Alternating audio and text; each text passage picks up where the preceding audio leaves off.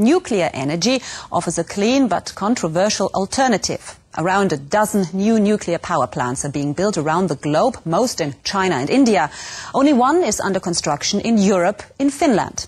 It's a pressurized water reactor said to be 100 times safer than other types. Much of the technology for it was developed in Germany. It's the first nuclear reactor of its generation to be built in Europe. Made in Germany visited the Finnish town of Olkiluoto for a first-hand look. These are nuclear reactors, even if they may not look like it. They've been generating electricity for 30 years.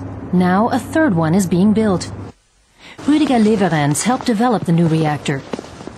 Germany stopped building nuclear power plants years ago, but Finland hasn't. When you've been part of the whole developmental history, it's a very satisfying feeling to see that what you've worked on paper all these years, is now becoming a reality, poured in concrete. In 1992, the Areva consortium, consisting of the German company Siemens and the French company Framatome, began developing the new reactor. Now, Areva is building it on solid granite here in Finland. It claims it will be the world's safest nuclear power plant. A double-walled hull around the reactor is to protect it from penetration and the environment from radiation.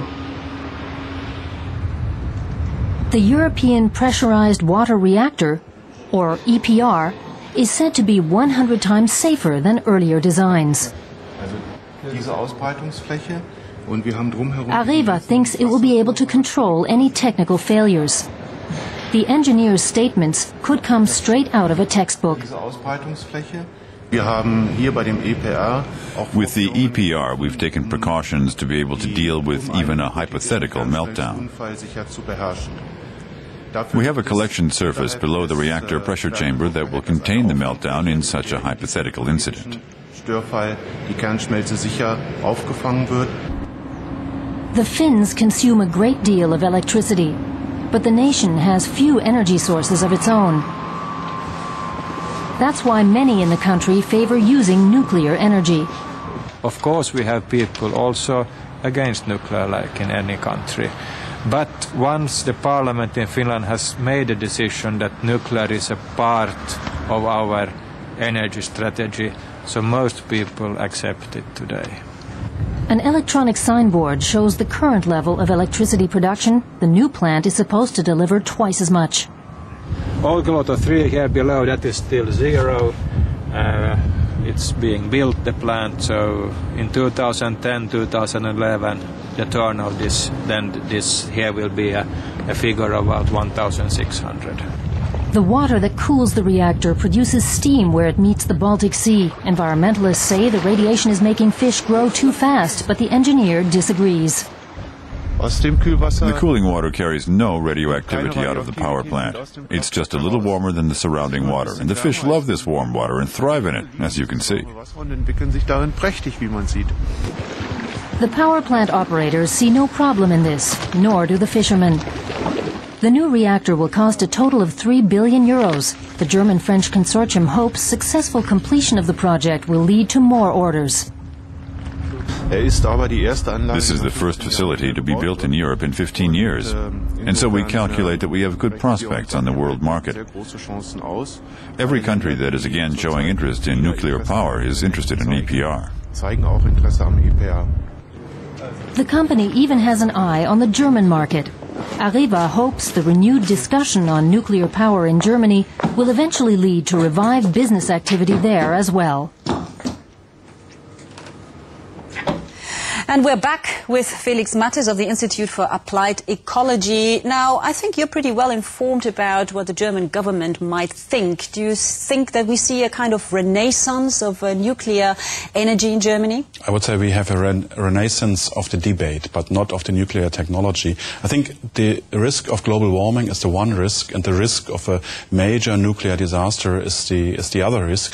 And I can't see at the moment that we will have a major new investment in nuclear power stations, even in Germany and in most of the neighboring countries.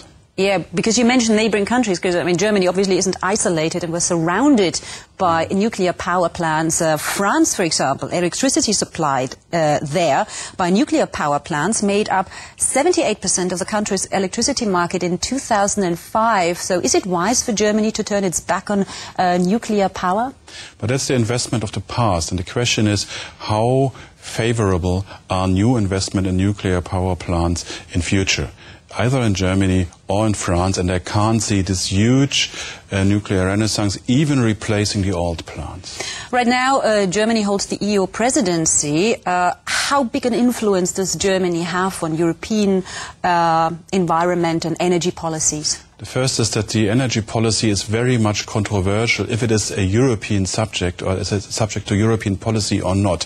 But I think there's a huge chance to focus on those fields where we have consensus, and that's at least more energy efficient way and renewable energies instead of the new debate on nuclear power.